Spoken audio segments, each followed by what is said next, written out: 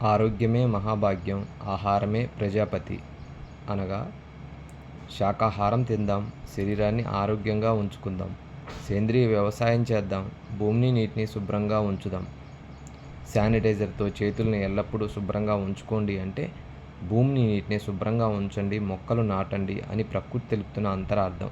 హరితాహారం, భూసారం. భూమిని శుభ్రంగా ఉంచుదాం, స్వచ్ఛమైన శాకాహారం తిందాం, నీటిని శుభ్రంగా ఉంచుదాం, శుభ్రమైన మంచినీరు తాగుదాం. అదే అసలైన శానిటేషన్.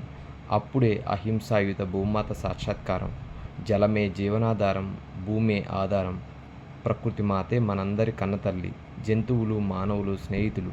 నిండు జీవితానికి 2 ఆరోగ్య సూత్రాలు. 1 శాకాహారం, 2 ధ్యానం. ధ్యానం అంటే శ్వాస మీద ధ్యాస. శ్వాసదాత ప్రకృతి, శ్వాసే గురువు.